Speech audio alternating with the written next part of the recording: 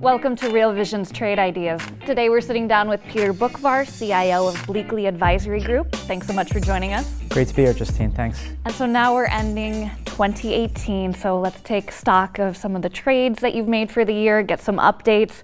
You made 5 major trades. The first one that we'd like to talk about is HCP. So this was a play on aging demographics. You entered the stock at 23. It climbed to 28, so it was a big winner there, and it's now up trading around $30 per share. Could you give us a little bit of an update as to where you see the stock going and why you made this trade in the first place? So I liked the fundamental story combined with what was a cheap valuation at the time. The fundamental story was this is a healthcare real estate investment trust focused on 3 particular areas: senior living, everything from an assisted living facility to a senior community, to medical office buildings, and also life science properties. That's leased to research divisions of universities, pharmaceutical companies, biotech companies. So I knew the secular demographic trend in the demand for housing, and certainly the secular trend of moving outpatient from inpatient hospital to outpatient medical office. So I really was comfortable with the fundamental story. The benefit also was the valuation at the time. Usually REITs are traded off their FFO, or their funds from operations, and HCP and other healthcare REITs at the time were trading at about 12 times FFO, which was a rather cheap valuation with dividend yields of about 6.5%. So with this move up to around 30, the valuation now is at about 16.5 times, the dividend yield's about 5%. So those that were in it for a short-term trade, well, I would say the stock's fairly valued. I'm holding on because I think the secular trends in those 3 areas of real estate have many, many years to go, in addition to collecting a 5% dividend yield. So I'm very comfortable with the management, I'm very comfortable with the operations that they have and their focus on these 3 businesses. And because of the demographic tailwind over the next 10 years with the aging population, I still think this is an interesting story. Again, for the short-term focused trader, valuations are fair. They're not cheap when I first recommended it. But for the longer-term investor, I think this is something you can continue to hold. Okay, so still opportunity there. Yes. Okay, so let's talk about your next trade from the year. That would be Mosaic, which is a fertilizer company. You entered that at about 28. It did climb to 34, but it's still fairly far away from your target, which was around 54. But we do still have about 6 months left on the trade. Where do you see this going? So when you invest in agriculture, you really have to focus on the supply side, whether it's in the actual crop, corn, soybeans, or in the case of Mosaic, the fertilizer story. Because on the demand side, as long as the population is growing around the world, the global demand for food will only rise. So it's getting that supply side story right.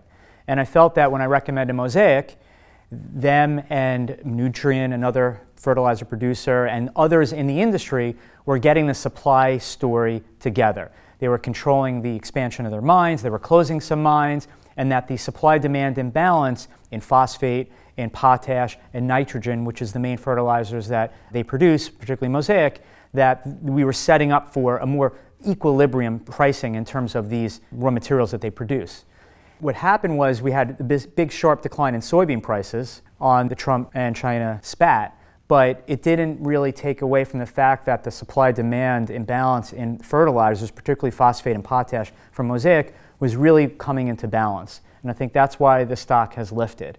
I do think, though, that the story still has legs to it. I think agriculture over the next 3 to 5 years is still a very attractive place to be. The industry has essentially been in a bear market since the summer 2012, so we're 6.5 years into it, that I think we're just slowly beginning to creep our way out of. Certainly what happens with China was a big hit, but from a farming standpoint, I still think there are legs. And one interesting thing is that because of the big drop in soybean prices, farmers are going to switch to corn. Corn is a more fertilizer-intensive crop. So the shift to corn is actually going to increase the demand in the next planting season for these fertilizers. So I still think there's room in this trade. Are they mostly domestically based, or is this also international? Well, here's an interesting thing with Mosaic. Their main business was domestic, but they recently bought a big business in Brazil. So China, which said we're no longer buying U.S. soybeans, then bought from Brazil. Well, Mosaic has a huge business now in Brazil. So that's another reason why they haven't really been impacted by the trade spat. So then do you still have a target of 54 here? I still think when the cycle really gets legs, this could go into the 50s. All right, well, let's talk about the next trade of the year, which would be CCK, Crown Holdings, which packages food and beverages. Could you tell us a little bit about what you see there? So my attraction to the company is this is one of the largest packaging companies in the world with dominance in food and beverage. So take a beer can, take a soda can, also aerosol cans, take food cans that you see in the supermarket. And they've also gotten into more of a cyclical business of what they call transit packaging. So if you get a box from Amazon, and if it's a big one and it has these plastic wraps around, they actually make that. And it's a very razor blade type business where they sell the equipment, but then they sell those pieces as well. So I was attracted because of their dominance, but also the valuation. So in the mid-40s, at the time, the stock was trading at about a 7.5 PE ratio. And in this kind of a marketplace, it's rather difficult to find a very defensive business, a globally dominant business with a very cheap valuation. And even since the stock's trading a couple dollar rally in the stock, it's still trading at about an 8.5 times multiple on next year's earnings. And the key part of the story as well was deleveraging, because the company had a leveraged balance sheet with some of the acquisitions that they made, particularly that transit packaging business that I mentioned. And now they're generating a lot of free cash flow that they're going to use to pay down this debt. So the company also has a very high free cash flow yield. So even with this slight move up in the stock, I do still expect a rather sharp rally over the next year as they continue quarter after quarter, pay down debt, and gain confidence again from the street that this is a very stable business and their balance sheet can actually get delevered.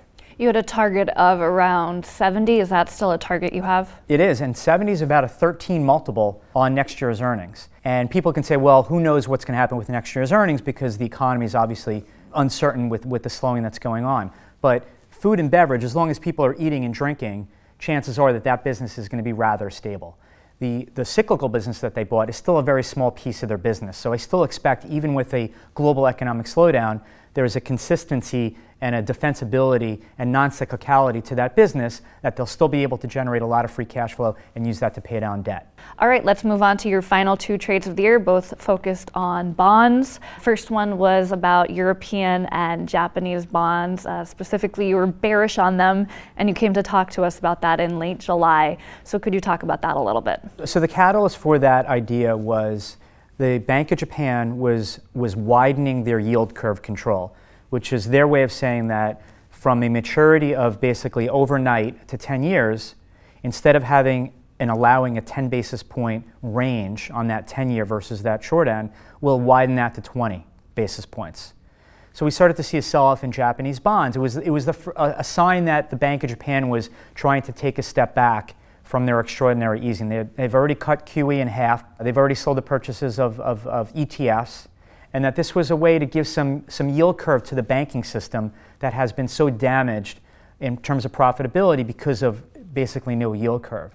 So that was a catalyst on the Japanese side. On the European side, back in July, we were a month and a half away, 2 months away from the ECB cutting their asset purchases from 30 billion euros to 15, which will be going to zero as of January 1.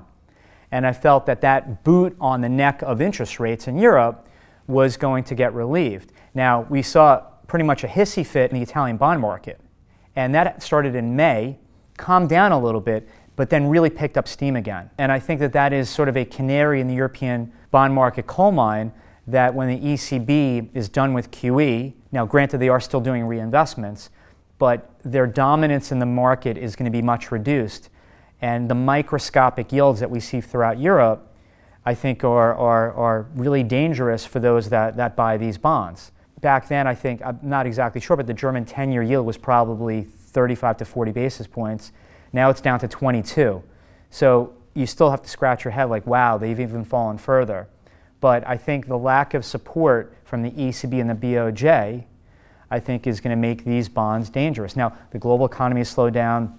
We've recently seen a rally in U.S. Treasuries, so that's why we've seen a drop in yields. But the cost of carry is so small that sitting and waiting, I don't think you're really going to lose much. But the potential upside, when central banks, I believe, lose control of the sovereign bond market, because in this cycle, that's where the bubble was and still is, particularly with negative interest rates all throughout Europe and Japan, then there's a lot of danger here. And we're going to go into next year, the ECB, I think, is going to fight tooth and nail to get out of negative interest rates.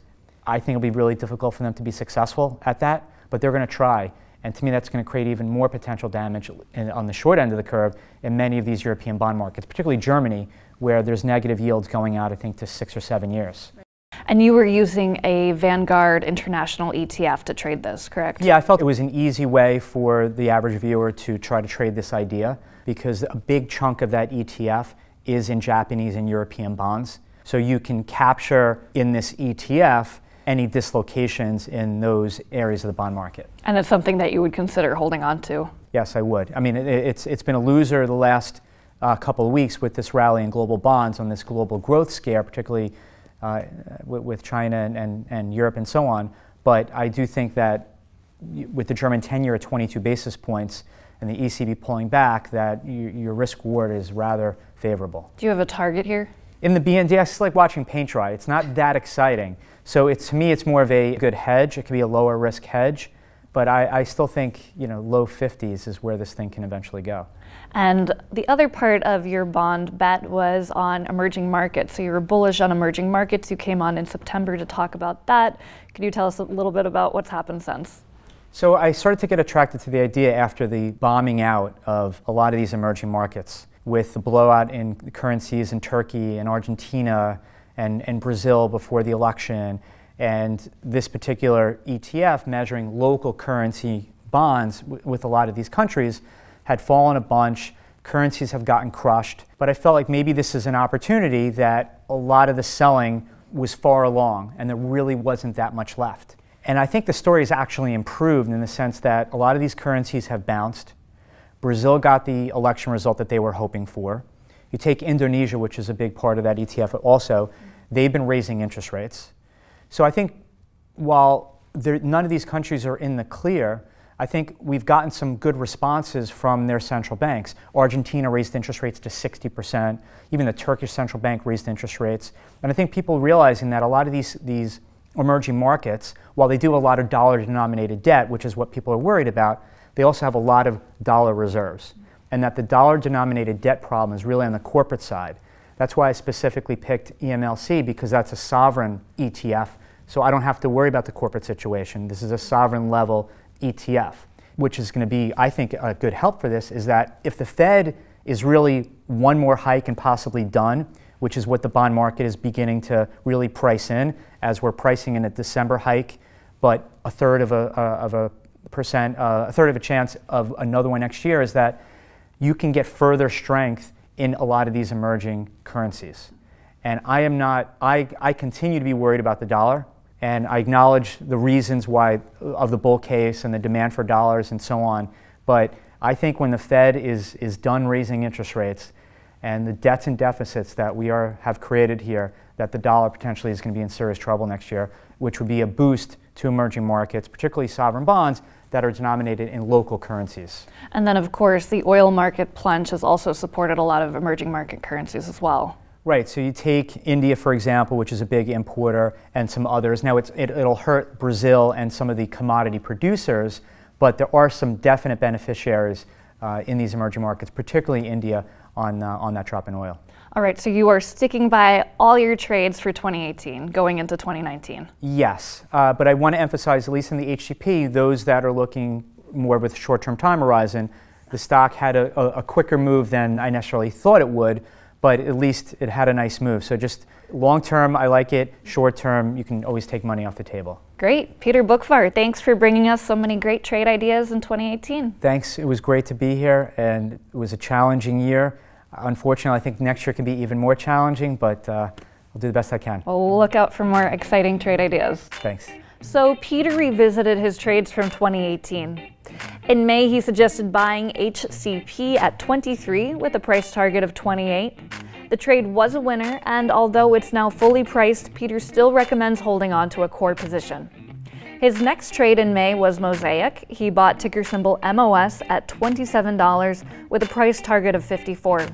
Peter recommends sticking with the original thesis as the stock currently trades at $34. He came back in the summer to lay out his bullish thesis on Crown Holdings. He suggested buying ticker symbol CCK around 45. The stock is up a couple points since then, but he still recommends holding onto the position with a target price of 70.